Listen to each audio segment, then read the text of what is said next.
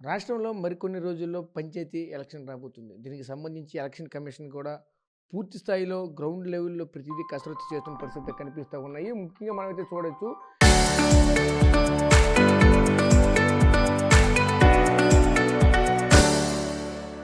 ఏదైతే దీనికి సంబంధించినటువంటి ప్రోగ్రామ్‌ని కూడా ఒక గ్రౌండ్ లెవెల్‌లో ప్రతి ఒక్క ఇంటింటికి కూడా బిఎల్ఓలను, బిఎల్ఏలని పంపించి పూర్తి స్థాయిలో ఒకవైపు దానికి సంబంధించిన పూర్తి సమాచారం కూడా సేకరిస్తున్న పరిస్థితి. దీనిలో చూస్తూ ఉంటే పూర్తి స్థాయిలో ప్రజలకైతే దీనికి సంబంధించి పూర్తిగా అవగాహన లేకపోవడంతో దీనికి సంబంధించిన పూర్తి స్థాయిలో కూడా సరిగ్గా జరగటం లేదంటూ కూడా ప్రజల నుంచి కొంతమేరకు వస్తున్నటువంటి కార్యక్రమం జరుగుతూ ఉన్నాయి. దీనిపైన మనతో పాటు మాట్లాడడానికి టీడీపీ సీనియర్ లీడర్ మాజీ ఎమ్మెల్సీ ద్వారపురెడ్డి జగదీష్ గారు మనతో పాటు ఉన్నారు. ఆయనతో మాట్లాడి మరి మేము తెలుసుకునే ప్రయత్నం వచ్చి చేద్దాం. సార్ చెప్పండి సార్, ఎలా చూడాలి ఏంటి? ప్రస్తుతం చూసుకుంటే ఈ ప్రోగ్రామ్ అనేది శరవేగంగా కొనసాగుతూ ఉన్నది. అది ఈ ప్రోగ్రాంలో ఎటువంటి లోపాలు జరుగుతూ ఉన్నాయి? ఇక బిఎల్ఓలు ఉన్నారు, ప్రతి ఇంటింటికి వెళ్తూ ఉన్నారు, బిఎల్ఏలో ఏ విధంగా సహకారం చేస్తున్నారు, ఇదంతా చూస్తూ ఉంటే ఎలా అనిపిస్తుంది? రానున్న రోజుల్లో ఎన్నికలు ఉన్నాయి. 2017లో వైసీపీ ప్రభుత్వం ఉండేటప్పుడు దగ్గరుండి చాలా చక్కగా చేసుకున్నారు. ఇప్పుడు చూస్తే ఆ విధంగా కనిపించడం లేదు. ఇది ఎఫెక్ట్ ఎలా ఉండబోతుంది ఏంటిది? నమస్కారం అండి. అసలు ఎందుకంటే ఇంత చర్చ వచ్చింది? దేశవ్యాప్తంగా ఈ స్పెషల్ ఇంటెన్సివ్ రివ్యూ మీద ఒక చర్చ వచ్చింది. అన్ని రాజకీయ పార్టీలు అంటే మెజారిటీ రాజకీయ పార్టీలు కూడా ఎలక్షన్ కమిషన్కి రిప్రజెంటేషన్స్ ఇవ్వటం, అంటే ప్రక్రియలో చాలా ఇబ్బందులు ఉన్నాయి, సింప్లిఫైడ్ కాదు అని చెప్పి వాళ్ళందరూ చేశారు. అయితే ఇవాళ మన రాష్ట్రంలో కూడా ఈ మొదలైంది. చూస్తూ ఉంటే అసలు మొమెంటం అనేది రాలేదు.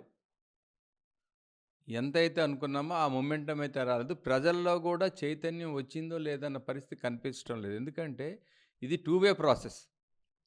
అధికారులు మన ఇంటికి వస్తారని వెయిట్ చేయడం ఒకటి, లేదు మనమే ఇనిషియేట్ చేసుకొని మనమే ముందు అధికారులకు ఫోన్ చేసి తెప్పించుకునే ఆలోచన కూడా ఉండాలి. ఎందుకంటే ఇది ప్రజల కోసం చేస్తుంది. రివ్యూ చేయటం అనేది ఎప్పుడూ మంచిదే. పీరియాడికల్గా రివ్యూ, స్పెషల్ రివ్యూ పెట్టడం అది కరెక్ట్. అయితే ఇవాళ ఇక్కడ కొన్ని ప్రశ్నలు, సమస్యలు ఉత్పన్నం అవుతూ ఉన్నాయి. 2002లో ఎవరైతే ఓటర్ లిస్టులో ఉన్నారో వాళ్ళ తాలూకా రిపోర్ట్నే పట్టుకొని వస్తూ ఉన్నారు. అయితే ఇప్పుడు 2002 అంటే ఈరోజు 2026, ఆల్మోస్ట్ 24 ఇయర్స్. 24 ఇయర్స్లో చాలామంది చేరారు, చాలామంది ఉంది. అసలు ఈ 2002నే తీసుకొస్తున్నాం ఎందుకని ప్రాసెస్లో అధికారులు కూడా ఎక్స్ప్లెయిన్ చేయలేదు. రాజకీయ పార్టీలు కూడా జాగ్రత్తగా ఉండండి అని చెప్తున్నారు. కానీ అసలు ఎక్కడ జాగ్రత్తగా ఉండాలి, ఏ విధంగా జాగ్రత్తగా ఉండాలి, ఈ ప్రాసెస్ ఏంటి అన్నది. నేనైతే మా బిఎల్ఓ వచ్చినప్పుడు నా దగ్గర కూడా రాలేదు. నేను ఫోన్ చేస్తే వచ్చారు. వచ్చిన తర్వాత నేను అడిగా, ఎందుకమ్మా మీరు అసలు ఇంతవరకు ఒకసారి కూడా టచ్ చేయలేదు, ఏమనంటే ఏవో చెప్తున్నారు అవి, దట్స్ ఏ డిఫరెంట్ కేసు, అది ఇష్యూ కాదు. అయితే ఇప్పుడు చూశాను, ఆ ఫామ్ చూశాను. 2002లో మనకి ఏదైతే ఓటర్స్ ఉన్నారో అందులో మనం ఆ రోజుకి ఓటర్ అయితే ఆ ఫామ్ పట్టుకొని వస్తున్నారు.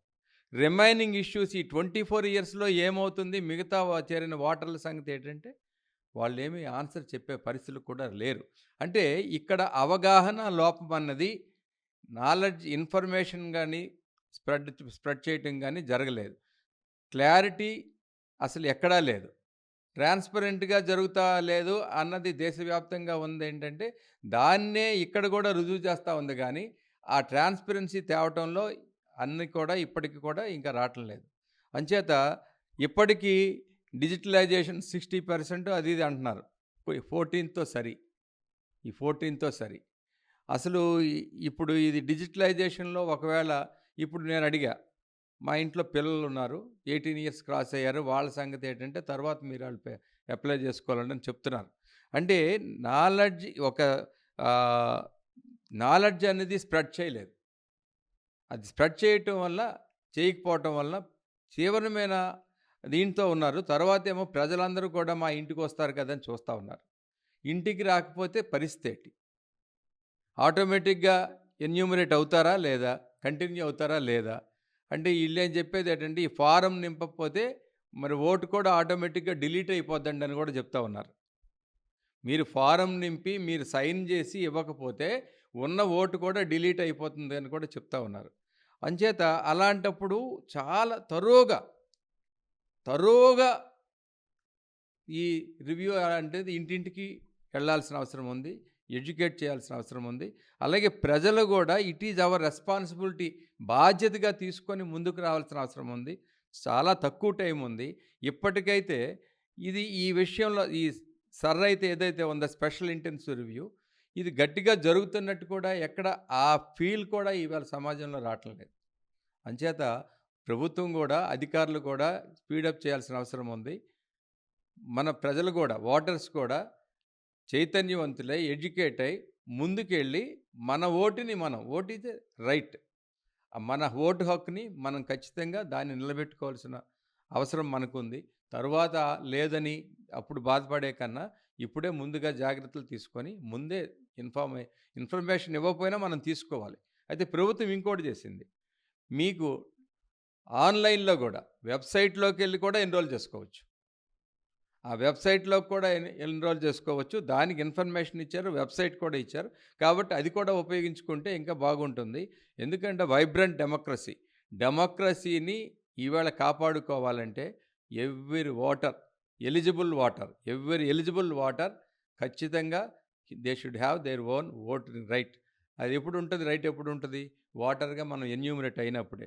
దిస్ ఈజ్ ఎ వెరీ చాలా ప్రాముఖ్యత, ఇంపార్టెంట్ ఇది. తర్వాత మనం ఏంటంటే ఎలక్షన్లప్పుడు ఆ పార్టీలు చూసుకుంటాయి, లేకపోతే మా ఏరియా లీడర్ చూసుకుంటారు, ఇలాంటి దీంట్లో ప్రజలు ఉన్నారు. అది కాదు, ప్రతి ఒక్కళ్ళు కూడా చైతన్యవంతులై తమ ఓటుని మనమే ఖచ్చితంగా ఎన్యూమరేట్ చేసుకోవాల్సిన అవసరం అయితే ఉంది. దిస్ ఈజ్ ఏ రెస్పాన్సిబిలిటీ, మన బాధ్యత అది. అయితే ఇలా ఒక పక్క ఉండగా ఈరోజు రాష్ట్రంలో ఒకవైపు అభివృద్ధి దిశగా కూడా ముందుకెళ్తుంది. మరికొన్ని రోజుల్లో ప్రారంభం కాబోతున్న అంతర్జాతీయ విమానాశ్రయానికి సంబంధించి కనుక చూసుకుంటే అక్కడ ఉన్నటువంటి ముఖ్యంగా విశాఖపట్నం నుంచి ఇక్కడికి షిఫ్ట్ అవ్వడంతో విశాఖపట్నం వాసులు కూడా తీవ్రంగా ఆవేదన ఆందోళన చేస్తున్నారు. ఎందుకంటే మా దగ్గరలో ఉన్నటువంటి ఎయిర్పోర్ట్ని కాదని ఈరోజు అక్కడ మేము వెళ్ళాలి, ఇది కూడా కంటిన్యూ చేయండి అంటూ చెప్తుంది. దీన్ని ఎలా చూడాలి? భోగాపురం ఇంటర్నేషనల్ ఎయిర్పోర్ట్ అనేది ఉత్తరాంధ్రకే కాదు, ఆంధ్రప్రదేశ్ రాష్ట్రానికి ఇది గేమ్ చేంజర్. ఎందుకంటే డెవలప్మెంట్ ఇవాళ బోత్ ఇండస్ట్రియల్ కానీ, టెక్నాలజికల్గా కానీ, ఐటీ సెక్టర్లో కానీ మన ప్రభుత్వం అంటే తెలుగుదేశం ప్రభుత్వం, ముఖ్యంగా యువ నాయకులు లోకేష్ గారు అయితేనేమి, వెటరన్ లీడర్ మాకు ఎలాగా చంద్రబాబు నాయుడు గారు చాలా ఎక్స్పీరియన్స్డ్ లీడర్, అందరూ కలిసి ఉత్తరాంధ్రకి చాలా ప్రాముఖ్యతను తీసుకొచ్చి ఇండస్ట్రీస్ కానీ ఇవన్నీ కూడా, కమ్యూనికేషన్స్ కానీ ఇవన్నీ తీసుకురావటం, ఇవాళ ఎయిర్పోర్ట్ అనుకున్న టైంకి కంప్లీట్ చేయటం, ఇవన్నీ కూడా ఈ చాలా అతి ముఖ్యమైన అంశాల్లో ఇంత బాగా అంటే వైబ్రెంట్గా జరుగుతూ ఉన్నాయి. అంచేత భోగాపురం ఎయిర్పోర్ట్ ఇంటర్నేషనల్ ఎయిర్పోర్ట్ ఇక్కడ రావటం, దీన్ని కంప్లీట్ చేయడం చాలా అదృష్టంగా భావిస్తున్నాం. అయితే ఇక్కడ రెండు ఉన్నాయి. స్పేడ్ వర్క్ అయితే ఏది ఉందో అది జరగలేదు. ముఖ్యంగా కమ్యూనికేషన్స్, రోడ్స్ అనేవి ఇంకా ఇంటర్చేంజ్ ఉంది. ఇప్పుడు హైవే దగ్గర ఇంటర్చేంజ్ అదన్నీ కూడాను కనెక్ట్ చేయాల్సిన అవసరం ఉంది. అది లేదు కాబట్టే వైజాగ్ నుంచి కూడా ఇవాళ ప్రజలందరూ కూడా కొంతమంది కన్సర్న్డ్గా, ఈవెన్ శాసనసభ్యులందరూ కూడా అక్కడ ప్రజల తాలూకా కన్సర్న్ బట్టి, ఎందుకంటే ఇప్పుడు భోగాపురం రావాలంటే వైజాగ్ నుంచి 45 to 50 కిలోమీటర్స్ ఉంటుంది. సో ట్రాఫిక్ ఇవన్నీ కూడా, రోడ్స్ కూడా ఇంకా వైడెన్ చేస్తున్నారు, ఇంకా అవి కూడా చేయాల్సిన అవసరం ఉంది.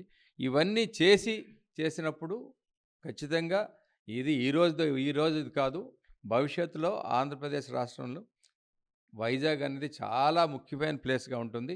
తర్వాత ఇంటర్నేషనల్ కనెక్టివిటీ, ఈ ఎయిర్పోర్ట్ కూడా అందుకు అంత దీనిగా ఇది కూడా ఉంది. అంచేత స్టార్టింగ్తోనే కొన్ని ఇంటర్నేషనల్ ఫ్లైట్స్ కూడా ఫ్లై అయ్యే పరిస్థితి ఉంది.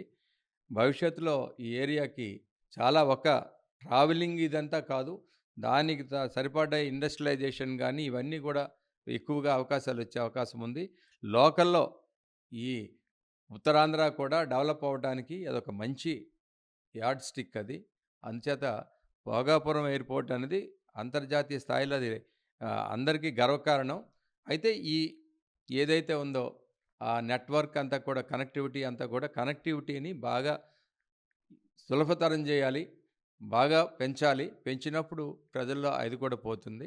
ఇనీషియల్గా హికప్స్ ఉంటాయి, ఇనీషియల్ స్టేజ్లో ఉంటాయి. ఒకేసారి మొత్తాన్ని స్ప్రెడ్ చేసి వెళ్ళారు కదా. కాబట్టి ఎంత వేగం అవి చేయగలిగితే ప్రజలు కూడా అంత కంఫర్ట్ పెరుగుతుంది. దానివల్ల మన ఏరియా ఖచ్చితంగా, ఎందుకంటే ఈవేళ Vizag ghat its own strength ఉంది. ఆ స్ట్రెంగ్త్ని ఇంకా స్ట్రెంగ్తన్ చేశారు ఈవేళ చంద్రబాబు నాయుడు గారు కానీ, లోకేష్ గారు కానీ. అందులో అయితే తిరుగులేదు, అద్భుతం. ఈరోజు రాష్ట్రంలో డెవలప్మెంటు అక్కడ అమరావతి కానీ, ఇక్కడ వైజాగ్ కానీ, అక్కడ రాయలసీమలో కానీ ఇంటిగ్రేటెడ్గా, రాష్ట్రం అంతా కూడా ఇంటిగ్రేటెడ్గా ఈవేళ ముందుకెళ్తూ ఉంది. అది అగ్రికల్చర్ అవ్వచ్చు, ఇండస్ట్రియల్ అవ్వచ్చు, సర్వీస్ సెక్టర్ అవ్వచ్చు, ఏదైనా అన్ని సెక్టర్లో కూడా ముందుకెళ్తూ ఉంది. అంచేత ఈ ప్రోగ్రెస్ ఈ విధంగా ముందుకెళ్ళేటప్పుడు చిన్న చిన్న హికప్స్ ఉంటాయి, వాటిని కూడా ఓవర్కమ్ అవుతాం, అందులో సందేహం లేదు. ఖచ్చితంగా మన ప్రాంతం అద్భుతమైన దిశగా ముందుకెళ్తుందని చెప్పడంలో సందేహం లేదు. అంటే ఇంకొకటి, ఇప్పుడు ప్రజెంట్ రాష్ట్రంలో ఒక హాట్ టాపిక్గా మారుతుంది. ఎవరు ఇప్పుడు రావణ్ కూడా అరెస్ట్ చేయడం పట్ల పలువురు కూడా విమర్శిస్తున్నారు. ఎందుకంటే ప్రశ్నిస్తే తప్పేముందో అడుగుతూ ఉన్నారు. ప్రశ్నించే మాత్రాన ఒక దేశ ద్రోహం కేసు పెడతారా? అతన్ని అరెస్ట్ చేయడం చేతకాక ఇటువంటి కార్యకలాపాలు చేస్తున్నారు అంటూ చెప్పారు. యాజ్ ఏ మీరు ఒక సీనియర్ లీడర్గా ఇటువంటి ఘటనలు ఎలా చూస్తారు ఏంటి? ఇప్పుడు భారత రాజ్యాంగంలో ఫండమెంటల్ రైట్స్, ప్రాథమిక హక్కులు ఉన్నాయండి. అది మనకి బర్త్ రైట్, ప్రాథమిక హక్కులు ఏవైతే అందులో ఆర్టికల్ 19 ఉంది. క్లియర్గా freedom of speech, expression, belief and faith and worship అన్నీ కూడా మనకి, అది ప్రజాస్వామ్యానికి ఊపిరి. మనకి కూడా మనం అన్ని రంగాల్లో అభివృద్ధి చెందాలంటే ఆ స్వేచ్ఛ ఉండాలి. But there is a responsibility. హక్కులతో పాటు బాధ్యతలు కూడా ఉంటాయి. మనం సొసైటీలో రెస్పాన్సిబుల్గా ఉండాలి.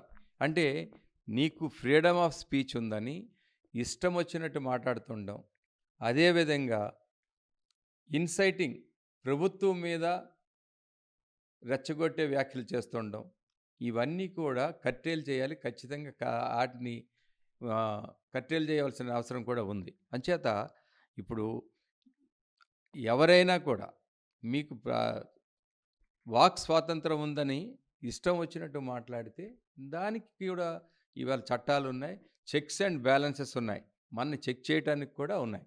అంచేత రావణ్ గారు within the 4 walls of the కాన్స్టిట్యూషన్లో రాజ్యాంగపరంగా ఆయన ప్రశ్నించవచ్చు. ఖచ్చితంగా ప్రశ్నించే హక్కు కూడా ఉంది, అది మనకుంది.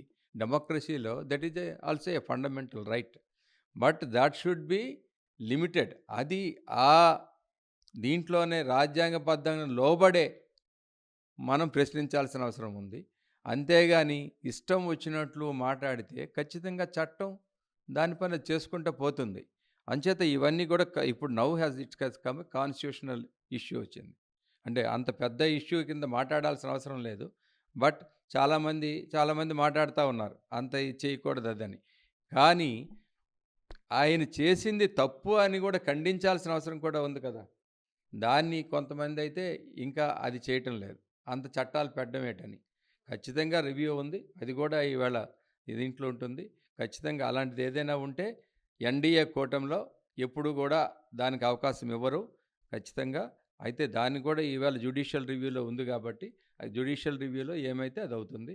అంచేత మనం కూడా we should be a responsible citizen, బాధ్యత కలిగిన పౌరుడిగా మనం ఉన్నప్పుడు. అంతేగాని ఎవరో 10 మంది ఉన్నారని స్టేజ్ మీదేమో ఇష్టం వచ్చినట్లు ఆవేశపడిపోయి మాట్లాడితే ఎవరు కూడా ఊరుకోరు. రావణ్ గారు కూడా చేసింది అదే. Okay sir, thank you. So చూసాం కదా, ముఖ్యంగా ఒకటే చెప్తా ఉన్నారు. ఒకవైపు ప్రోగ్రాంకి సంబంధించినటువంటి కార్యక్రమం ఎలా జరుగుతుందో పూర్తి స్థాయిలో వివరించారు. ఎందుకంటే దీనిలో ప్రధానంగా చూసుకుంటే ప్రజలకు పూర్తి స్థాయిలో అవగాహన కల్పించడంలో ఈరోజు ఒక విధంగా విఫలమయ్యారంటూ కూడా చెప్తాం. ఎందుకంటే అక్కడ ఉన్నటువంటి అసలు ఏం జరుగుతుంది, ఎలా జరుగుతుంది, ప్రతి విషయం కూడా ప్రజలకు తెలియట్లేదు.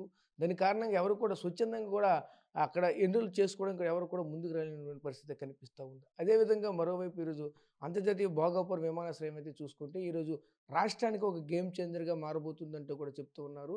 సుదీర్ఘంగా ఆలోచించినటువంటి వ్యక్తులు మనకి ఇక్కడ నాయకులుగా ఉన్నారు. చంద్రబాబు నాయుడు ఒకవైపు, మరోవైపు నారా లోకేష్ ఆధ్వర్యంలో ఇటువంటి అభివృద్ధి కార్యక్రమాలు జరుగుతుంటే చాలా హర్షణీయంగా ఉందంటూ కూడా చెప్తూ ఉన్నారు. అదేవిధంగా ముఖ్యంగా చూసుకుంటే ఈరోజు రాష్ట్రంలో మరింత ఇదంతా కూడా చర్చనీయాంశంగా మారుతున్నటువంటి ఎవరైతే ప్రశ్న రావణ సంబంధించి చూసుకుంటే వాక్ స్వతంత్ర హక్కు ఉన్నదే కదని చెప్పేసి హద్దులు మీరు మాట్లాడితే ఎవరికైనా సరే ఇటువంటి చర్యలు తప్పు అంటూ కూడా ఒక విధంగా చెప్తూ ఉన్నారు.